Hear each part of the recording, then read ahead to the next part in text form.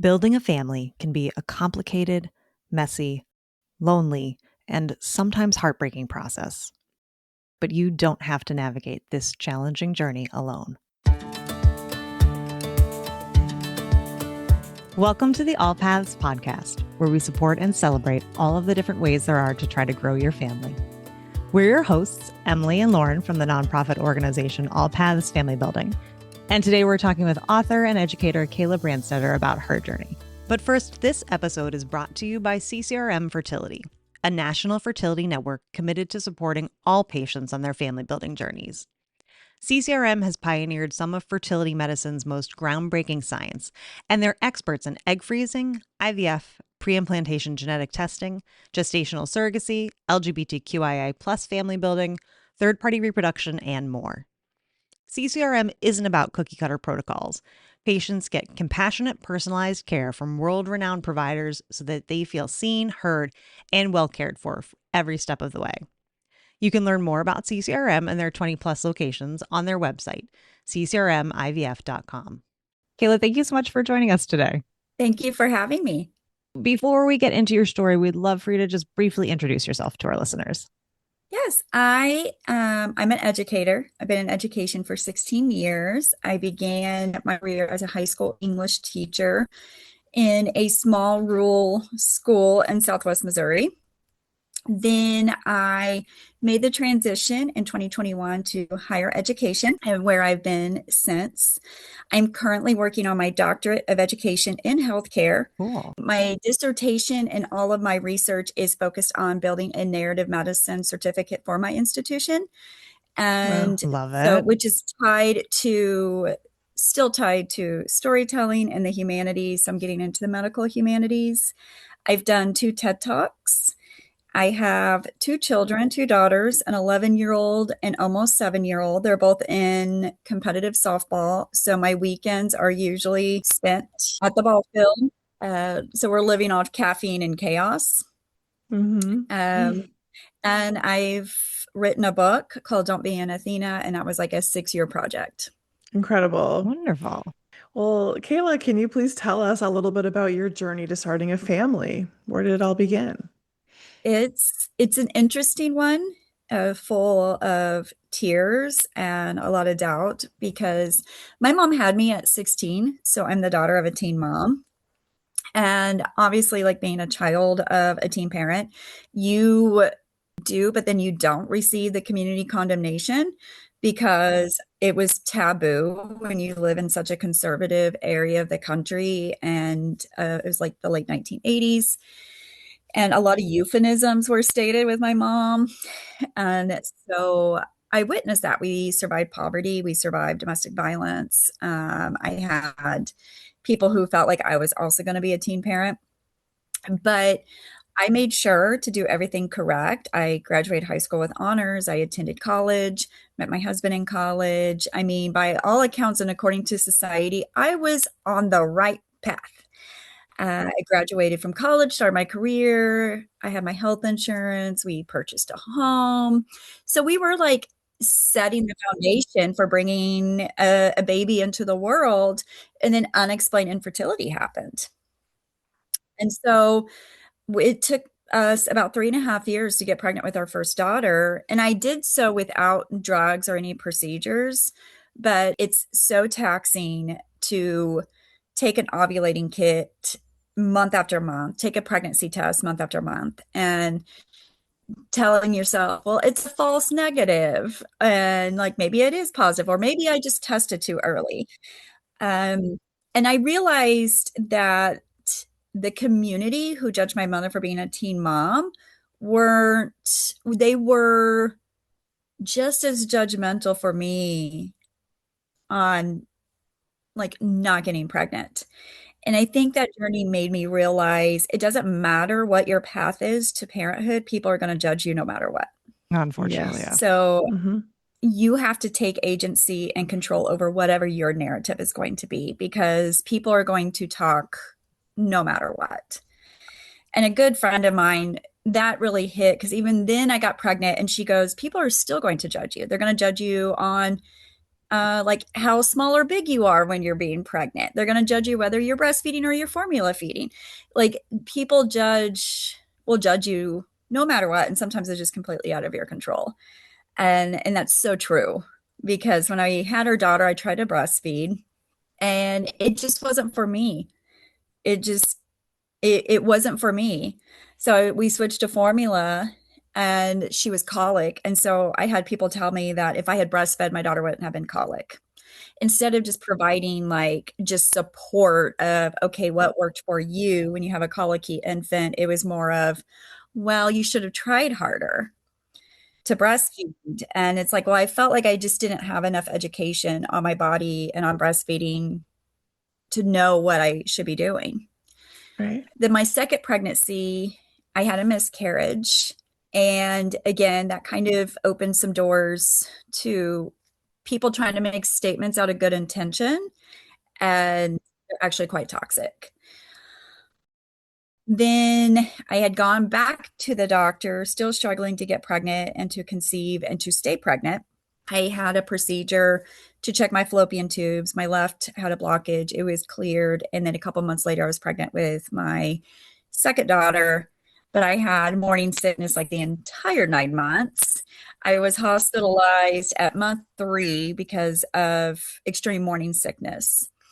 And with her, I was so proud of myself because when she was born, I had to go back to work so quick that I just chose, I'm formula feeding, and that is my decision. And once I was like upfront and honest about that, I felt like, I mean, people could still judge me, but it wasn't like they weren't entitled to come to me.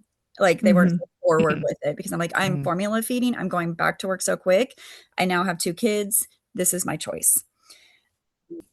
So it opened my eyes to judgment, and women were coming to me through Facebook Messenger or text message because they were going through infertility, they were going through miscarriage, and I was public with my stories, but not everybody wanted to be public because I think, we do see the community condemnation of people who go public with their struggles. And it made me realize women are needing access to education and resources, and we want to feel connected in our journeys. Absolutely. So, what made you decide to be so public about what you were going through? I struggled to process what I was going through, and so many people were struggling to understand what I was going through. I remember going back to work after my miscarriage, and it was a male coworker. I think it was, I returned to work. And when I returned to work, like internally, I was just shattered. I didn't want to be at work. But externally, like I masked very well. And I think it was when we were going back to work in the fall, he told me, he goes, nobody knew how to approach you because you acted like nothing happened. And it made me realize just how well I was masking everything. And it's easy to be upset when people are making statements about such a tragedy when you're not being open about it and not setting your own boundaries. And so that's why I went forward. And I'm like, well, people are going to talk no matter what. People are going to make assumptions about you no matter what. And so I figured you might as well get the information from the source itself. So that's why I decided to be so open about it. That's wonderful. Hmm. And you said the response was, from people who were either public about their own stories or just reaching out to you Mhm. privately. The response was Hmm. overwhelming with people being like, "Oh, this is me too." Yes. And there were people who, because I felt like when I had a miscarriage, because when you're in your grief, I don't want to say you're self-centered, but you feel like everything is all at once. So I felt like, and in with some of my family, I was the only one who had suffered infertility. I was the only one who had miscarriage. So it was difficult for my mother to, not that she wasn't empathetic and compassionate, she just didn't know what it felt like to struggle to get pregnant, and she didn't know what it felt like to have a miscarriage. And my mother-in-law was the same way because my mother-in-law and my mom ended up with unattended pregnancies. Like they didn't have any Hmm. issues. They had the opposite problem. They were Mhm. like, no, we didn't want Right. to be pregnant. Right. And, and so I think I became public with that because I did have people who were struggling so much to understand what I was going through. But then I had women who started coming forward and said, oh, I had a miscarriage and I had a miscarriage. And it made me realize just how common miscarriages were, that it's not it's not a rare occurrence with pregnant women. And that made me feel better, because then it's like I was so toxic to my body. I was gaslighting my body. I carried a lot of shame. And by going public and women approaching me and saying, "Hey, I've had a miscarriage, I've struggled with infertility as well," I just felt less alone, and the shame started going away. That's so powerful. I love how you said we all want to be connected on our journeys. And Mhm. we obviously are big believers of that all paths and are trying to connect everyone on a difficult path to parenthood. But you started providing that connection with your own, sharing of your experience. But what about, did you feel, you're talking about like less shame, but what about your own support system? Did that create support for you, or did you have support in other avenues, knowing that your own mother and mother-in-law couldn't relate? Who did you lean on, or was there anyone else who was particularly helpful? I probably did not handle it the best, because I'm a very like independent individual. I did a lot of journaling, Yeah. and I I think men and women handle loss differently. And so, whereas I struggled with the loss in the beginning, because I think it's easy that we can deal with it because it's our bodies. And so, when there's a loss and you're physically going through that loss and not just kind of like a bystander, it just affects you differently. And I think my husband tried so hard to be strong, but like my hormones are everywhere. I'm blaming myself. I just think it's hard for them to also, like, how do I, as a partner and a husband, handle this grief? And I feel like he has a harder time handling the miscarriage now, 10 years later, than when it happened. Because I think when we're seeing our 11-year-old, because our kids would have been so close in age, I think it's that what could have been, that's where he is affected more, because he will occasionally say, like, man, our two kids would have been like this close in age.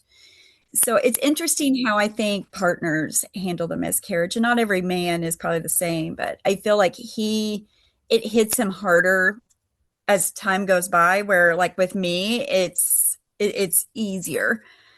But everybody handles grief differently, I feel like.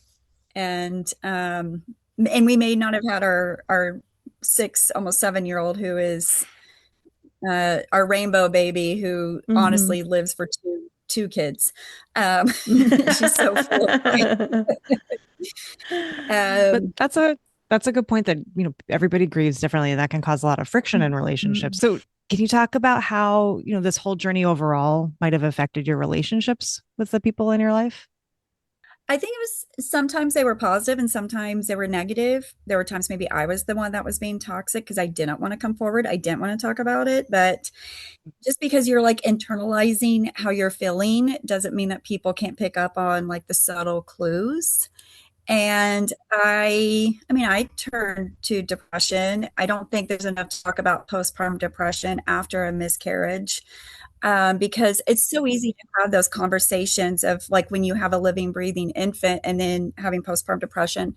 But when you are at the hospital and you're coming home from the hospital without that infant, but you're kind of still going through the same grieving process, it's so difficult. And like there are times I want to talk about it, sometimes I didn't want to talk about it. And it's not so bad now. There are just key dates in the year. I lost the baby on Valentine's Day. I'm not a big fan of Valentine's Day, but now, because my oldest daughter is born February 7th, she loves Valentine's Day because it's a week after her birthday. And so you just kind of have to like surrender and like change your perspective on key dates. Um, I felt like, because with a miscarriage, you're completely out of control of your body. That you can't control how your body is responding. So I started exercising probably too much. I started controlling my eating too much. So I became an emotional non-eater, and I probably lost too much weight than I should have. But it took a lot for me to admit that I probably need help. So this happened in 2016. It probably didn't take until about 2018 that I finally really probably need to go to counseling. And so I did attend a session and started journaling more. And I started working on my master's in humanities. And through that, I turned a lot to art and to writing and was really trying to process what my grief was like. Yeah, and it affect my relationships because so many people, because I shut them out, didn't know how to respond to me. Hmm. Right. And there can be that push-pull of, I want people to check on me, but I don't. And that can be different day to Yes. day and hour to Hmm. hour. And so then it can be harder to open up when you feel like people don't care, but they do care and don't know how to Mhm. approach you. And it can be this, devastating cycle of lack, you know?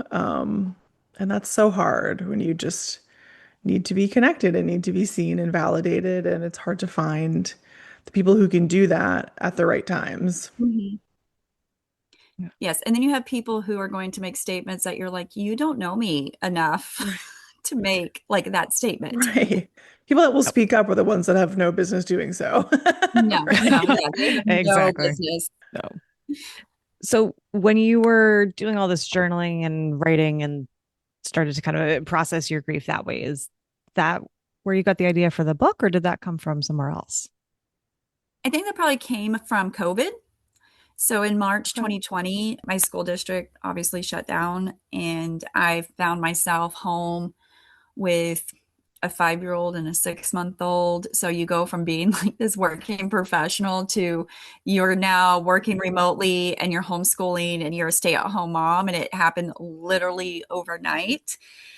And which is, I feel COVID brought a lot of uncertainty and fear, but it also allowed us to hit the pause button and to be reflective.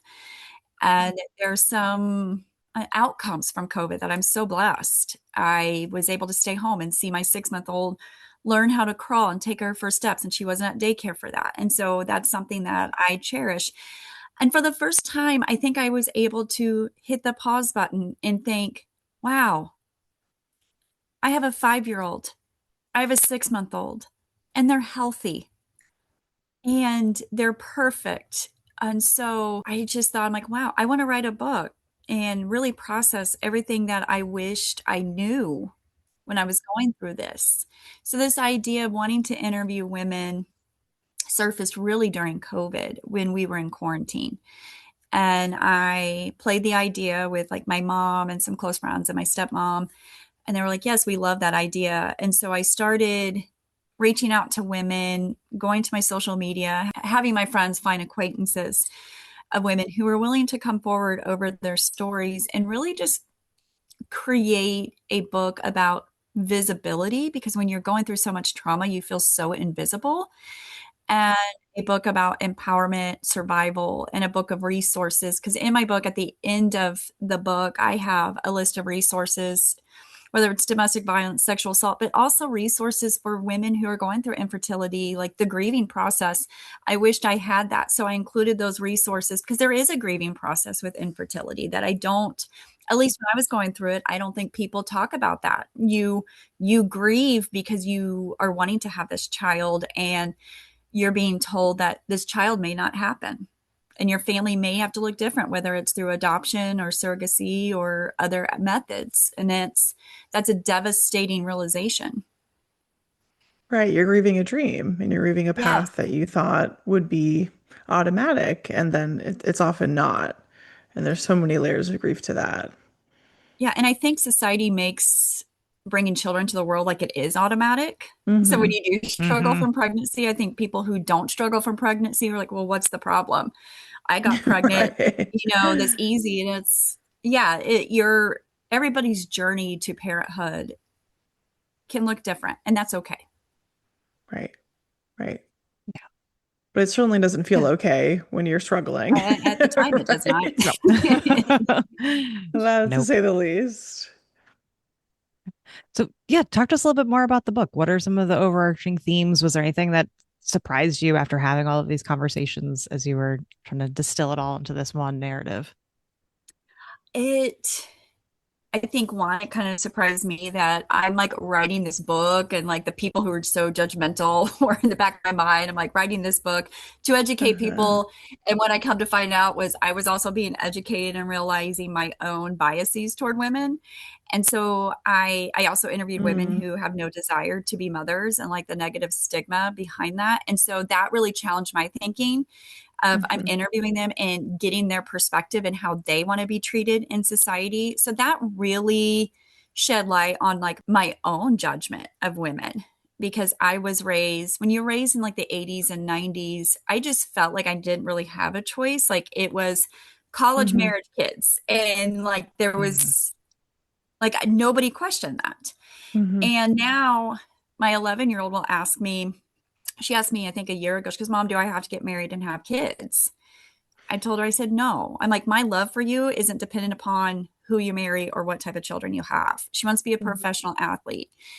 If all she wants is a cat when she's an adult, well, then I'll just have a grand cat. But like, Right. Yeah. it made me be, I think, more aware of how I'm treating my children and not putting that pressure on them. And I think that's a valuable lesson. I think it's also, it makes me aware of how we view women's bodies. I'm Mhm. open with my daughters about proper anatomical terms and not to feel ashamed of their bodies and educating their bodies. My oldest daughter knows that she's going to have a period, and I have spoken to her about that. Mhm.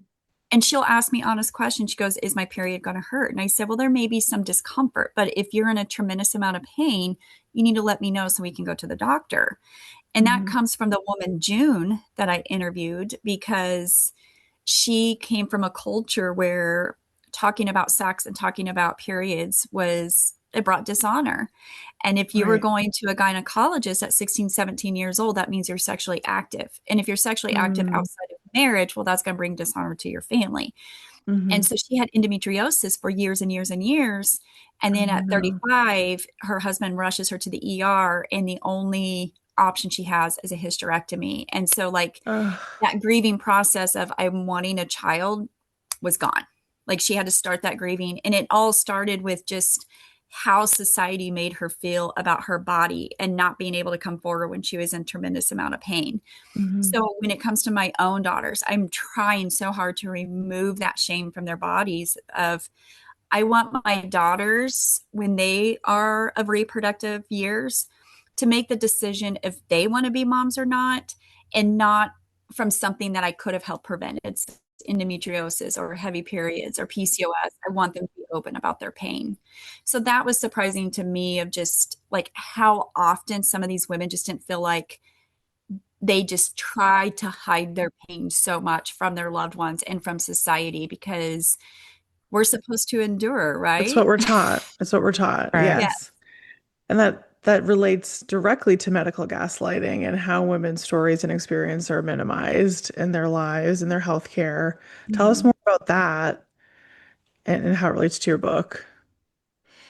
So in my book, I have some women who have undergone the medical gaslighting, and then I have some chapters where the providers listened, and I think it just Mm. highlights when providers listen, we have favorable outcomes, Right. Imagine. and which is what we want, is being able to feel heard and listened to. So my mom's Right. chapter, which will be Tammy, Mm. um, she's 16 years old and she attends a rural doctor, and he doesn't even bother to measure like what type of tools he's using to perform her pap smear. They were too big, which obviously is causing this 16-year-old girl significant amount of pain, and That's it just seemed horrific. like he felt entitled to give her pain because of the decision she made. Hmm.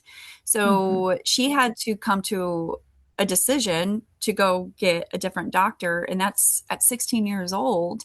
Right. um, but then when she was in labor, she couldn't get an epidural. She's 16, she's scared. And so obviously she's like loud, and like the nurses were like, you need to shut up because you're scaring other patients. And so it's just like Oh my. times have changed and haven't changed. There were some women who their pain was being dismissed. It took years to get an endometriosis diagnosis. It took years to get a PCOS, which is now PMOS, just getting all of that. And I think that's what was scary of women who just feel so invisible and unheard, and that science hasn't caught up to the woman's body. So it was, I think in 1993, we finally started studying actual women.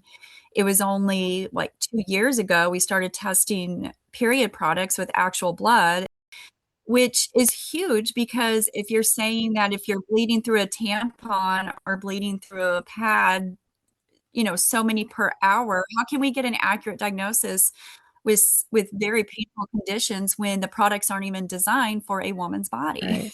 Yes, these are the medical guidelines, not based on medical, human Fact or symptoms. reality or anything. Yeah, Right? Yeah. Yeah. Uh, yeah. yeah, the medical gaslighting piece I think hits especially close to home for the endo community, where it is, an average Mhm. of Mhm. 8 to 10 years before you're diagnosed. And Oh, yeah. for most of us, I mean, I have endo. I was a 14-year-old talking to I didn't even have a gynecologist. It was just my Right. PCP being like, Mhm. hey, so is it supposed to hurt? And it was this like older Mhm. guy, and he's like, congrats, you're a woman now. I was like, that's not This helpful. is Thanks. awful. Oh This my is, I was goodness. saying, this was already a really awkward conversation. You just like took it to the next level. It's so unfortunate that it's gotten to that point where then you do just stop talking about it, which circles back to, what you were saying earlier, when you're trying to avoid it or you don't know how to talk about what's going on. So you just stop talking about Mhm. it, and then you feel isolated and you feel like nobody cares. And it's just it just compounds. And just having to advocate, Yes. continuously Yes. advocating for yourself. Yeah. And so, like a woman, I have two Michelles. So, Michelle D in my book had undergone IVF. And so with infertility, they like you to try 6 months to a year before you're like labeled infertile Mm-hmm. and before they want to intervene and say you want help. But she said, because I just knew something was wrong. And so she was like demanding to be tested early on. So they tried like 3 months, and then by 6 months, she was able to finally like get her husband checked out. And with them, it was his sperm count, and not just the sperm count, but the sperm was kind of defective. But she had to advocate for that, because then it's like you're spending another 6 months not getting the results you wanted. And she had to be so like, no, you're testing me and you're testing me now. Good for her for that self advocacy. But it can be so hard to do if you've been continually told your whole life, like, no, it's not a big deal. Like, don't worry about it. And that's Yeah. where we have, we're introducing more risk, especially to women as patients and Yes. individuals, because when they're gaslit and their symptoms are minimized and they're told this is just how it is, when things are actually wrong, they're not speaking up, they're not asking Hmm. questions, and then that we're missing diagnoses or we're missing huge, complications that could then have results that these women are then going to be blamed for. And it's Yeah. because they weren't believed in the first place that they didn't speak up. And now they're being blamed for an outcome that is not their fault. And Yes. another vicious cycle that enrages me. So it's all Yes. related. And how many different providers a woman must go through. And because it takes, at least for me, I can't speak for all women, it took so much. I had to like give myself a pep talk to get to the doctor of saying that we're struggling to get pregnant. And it's like I'm embarrassed to say, hey, this is what we're supposed to do as a married couple. And apparently we can't do it right. Right. And I Mhm. did go to the doctor, and it goes back to like Michelle D of, here we are, we're trying, we're at like a year mark, and the doctor is saying, well, you're not trying hard enough. And it's like, I'm like, I have my ovulating kits and I have all these pregnancy tests, and I don't even want to think of how much money I spent on doing it right and tracking my cycle and Yeah. downloading the apps. And so when you're like dismissed by one provider, and it's almost like you have to give yourself a pep talk to even seek out another provider who may or may not listen to you. Yeah. And it's so infuriating because, I mean, like in your case, like buying all the ovulation kits in the world and timing intercourse exactly right is never going to overcome a blocked tube. Like that's just, No, you did everything no. within your power. It shouldn't be you should try harder. It should be like, what other interventions, what other, Hmm. things can we try together as a team. It's not just all on that one person, or it shouldn't be. And that's where I felt like the whole infertility journey was my problem. And it wasn't. But that's how I felt. Like, it's my body. Yeah. My body's not responding. Exactly. They checked my husband's sperm. He was fine. So yeah, I mean, just process elimination. Yeah, it's on me. And, Right. Yeah. but I didn't have enough knowledge of my own body. I think we need to do a better job of educating our tweens and our teens and our young women about their body. And I just don't think that there is enough, or at least when I was being raised, there wasn't enough information. It's almost like, because knowledge is power when it comes to our bodies. Mm-hmm. And once we have knowledge of our bodies, I guess we're probably harder to control. Ding, ding, ding. And I mention that so much in my book because I have two women. My book goes back to teen pregnancy in the 1950s. So I have two women, Susan and Betty, who got pregnant in the 50s. And I guess it didn't dawn on me about pregnancy tests until I interviewed Susan, because she got pregnant at 15 in the 1950s. And I asked her, I'm like, so did you take a pregnancy test at home? And she goes, those didn't exist. Right. And it just kind of like, well, when did pregnancy tests exist? And actually, it existed. It wasn't even made in the market until the 1970s because they wanted women to make sure that they went to a male doctor to confirm whether they were pregnant or not. And so that was kind of eye-opening, was just looking at the history. And with Betty's case, she was pregnant in the 50s in Southern California. And so she knew who the father was, but the actual father's parents wanted to challenge the paternity of the baby. And genetic testing and DNA testing really didn't exist. So the judge was like, well, the baby doesn't look like the dad, therefore it's not the dad. And then years later, when they did have DNA, they confirmed that he was in fact the father of this child. And she was a single mom in the 1950s because they had pseudoscience, but there was just so much information. And the reason why DNA testing was even allowed in court was because they didn't want women trapping promising young men. That's why the DNA testing was started. Wow. And then until it backfired and we're realizing, not to make men accountable, but to make sure they weren't trapped. Oh my gosh. Yep. That must have been so validating, though, to be able to give these women the space to finally tell their stories. Oh, yeah. Some of these women, their families still don't even know because they are under a pseudonym. Not all, about 50% of the women are under a pseudonym. I changed the geographic location, but the other 50% were open. But yeah, they were able to just like share and yes, have this validation, because when people are calling you a whore and a slut and like she doesn't even know who the dad is, when she does know who the dad is, but the system isn't designed for her to receive the confirmation she needs. Right. Or support. Or the support. And here we are 70 years later and we're finally like, you know what? I was right. Yeah. Yeah. I just got to take this all in. It's things that we know, like intellectually, we know that the system is stacked against women in this way. But when you are talking to real people and hearing their stories, it's just that much more powerful and that much more, enraging, and that it's, speaks to the advocacy work that is still lacking and needs to be done. But, we're advocating enough for the little that we have. It's on our shoulders. Like you said, we have to work so hard to advocate for ourselves as individuals, but on a systems level, we're just so behind. Like medical research on women is younger than, I think I just saw it was like Baby Got Back is older than women's medical research. Like that's a lovely stat. Okay. Like, does that give anybody a light bulb of how like unjust this is? Well, hysteria was a medical diagnosis, I believe, into the 1950s. And up until then, they believed women's uterus or the womb traveled throughout their body. And that's why we were so emotional.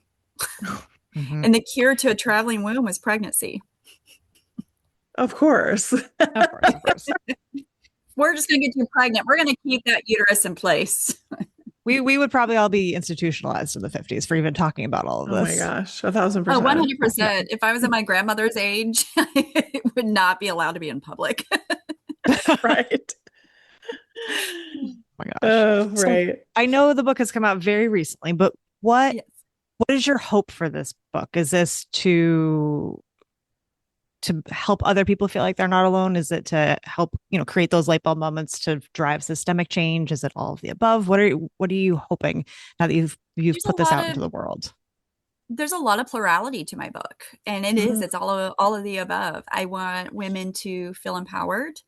I want them to feel visible, and because I understand it with when my mom was going through domestic violence, I was a very silent young girl to the point where people thought I had like a learning disability. There was something wrong Mhm. with me. Mhm. But it's because when you are silent, you're invisible, and when you're invisible, Right. you can survive. You're Like that was safe. Right. my Yeah. mentality. Mhm. And just because you can survive doesn't mean you're living a life. Right. And so I want this book to be about making those women who feel so invisible visible. We see you. We hear you. There are people in your corner who are trying to fight for you. So it's a book about visibility. It's a book about survival. It's a book about empowerment. And so if a woman is going through anything that these women have gone through, I just hope it provides a source of comfort of you're going to get through this. You are stronger than you think you are.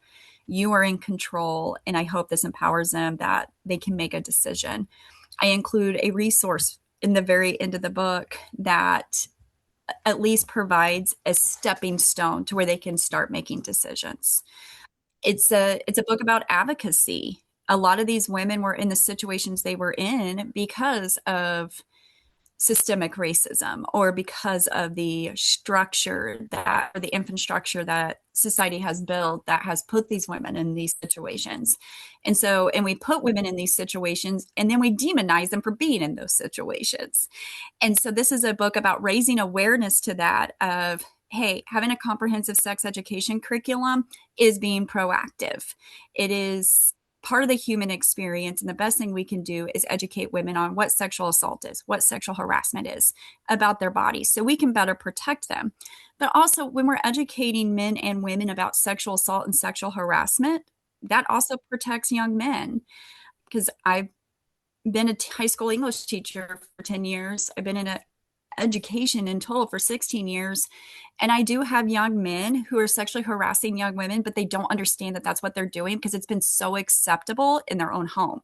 So if we're wanting to break that cycle, the best thing we can do is provide the proper education to do so. And that's what this book is also about is how do we break those generational beliefs? And it comes down to educating and advocacy and building an awareness. So yeah, there's a lot of plurality to my book. Yeah. And tell us about the title, Don't Be an Athena. What do you mean by that? So, in my research, I also have a blog and a TED Talk based on this. Okay. The goddess Athena, who is known for her wisdom, and Athens, Greece, is named after her. She's held Hmm. in high regard. Hmm. So, Medusa was born mortal. She was absolutely gorgeous, elegant, and instead of getting married and having kids, she becomes a priestess to the goddess Athena. So, I went off the Roman poet Ovid that while she was serving the goddess Athena, the god Poseidon sexually assaulted Medusa in Athena's holy temple. And as a result, Athena turns Medusa into the monster that we know of her today. And how often does society do that to victims today, whether it's sexual assault, domestic violence, or infertility? And so I was like using that as like this extended metaphor on not just society, but how often do we as women also demonize other women to make us feel better about ourselves in a patriarchal society? So that's where Don't Be an Athena comes from, is learning how to make a victim and empowering them to be a survivor, teaching them how to handle their trauma instead of turning them into monsters. Because if we know anything about Medusa, when she was turned into a monster, we had more. And what we want is to stop the chain of victims. And that begins with education and empowering that victim into becoming a survivor. Oh. That's so powerful. Yeah. Yes. And each chapter is like tied. Who's the That's Medusa? incredible. But I we could love it. also look at Athena's actions as maybe she was being too protective. Maybe she carried a lot of shame that she couldn't protect Medusa from this powerful god. And Sure. like she overreacted because Medusa could turn men into stone.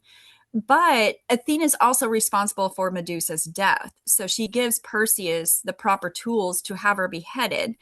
And then Perseus uses Medusa's head as a shield to protect his mother from a toxic man. And then you will frequently see Athena and the other gods and goddesses hide behind a shield with Medusa's head. So she becomes this form of protection. And I'm a mom. I mean, there are times where maybe I overreact to my children because I felt shame that I didn't protect them from something. Yeah, relatable. I love it. Yes, I So love it so much. looking back on your own experiences and, all of these stories that you've heard from all of these women that you've talked with, what is one thing that you would say to somebody who's just starting to grow their family? There is a lot of noise when you're starting a family. And so it is important for you to do what's best for you and your family and your partner. And I can't stress that enough. Like, you protect your family unit and be a united front in that, because I think it's just so important that not everybody has to understand, but you as a family unit, you understand. Because I've spoken to women who only want one child. I spoke to one woman, she only wants one child because her postpartum depression was so bad. She didn't want to go through that again. And so many people couldn't understand why she didn't want to get pregnant again. But her and her husband were a united front. We're only having one child. They didn't want to go through that again, and they're fine. Another woman, same thing. She developed HELP syndrome, first child. Her and her husband do not want to go through that again. And sometimes family members are over here like, well, when are we going to have another grandkid? When's this going to happen? And it's like, they survived something traumatic. And as a couple, they are deciding they are only going to have a single child. So don't let the outside noise influence what you feel is best for your family. I love that. Love that. Yes. It is up to you and it's no one else's business. And It would it is help? Yeah. nobody else's business. It's you, your family unit, and that is it. And if you are happy with the number of children you have, you're happy with your family unit, that's what matters. Right. You don't need to sacrifice your physical or mental health for someone else's opinion who does not matter. No. Yes. Easier said than done, as you said, but important. So, last question for you. How can someone show up for a friend or family member who's struggling to build their family? I think allow them to approach the topic. I know from my experience, I hated being put on the spot, especially when I would go to public or I would go to church and someone's like, why aren't you pregnant yet? And if they have a close enough relationship to you, they will approach you. So let them introduce the topic. And what they're saying may not make sense, and that's okay. The best thing you can do is have a shoulder to cry on and a listening ear. And sometimes that's what they need, is they need a safe place to just process what is going on, free from advice. Just be there. Just be there. 100%. You don't have to understand to listen and keep your mouth shut. Right. Yes. Better off being quiet. I'm so sorry. I'm here for you. Be there. Yes, that's it. Yep. I mean, like you mentioned in the beginning, sometimes people will spout off all of these things that are incredibly toxic and they're probably not intending it, but just, I'm so sorry. I'm here for you. Yes. And simple, they know you're there. Let them approach the topic, because sometimes they themselves are struggling to process it as well. Right. Kayla, this has been absolutely wonderful talking with you. We'll include all your links so people can find your book and join the conversation. Yes. I appreciate it. Thank you so much. Thank you for listening. We'll see you next week with more family building stories and resources. Be sure to subscribe wherever you listen to podcasts so that you never miss an episode. And follow us on social media at AllPathsFB or visit our website, allpathsfb.org, to learn more about our work. And please help spread the word so that anyone who is struggling to grow their family can join the conversation.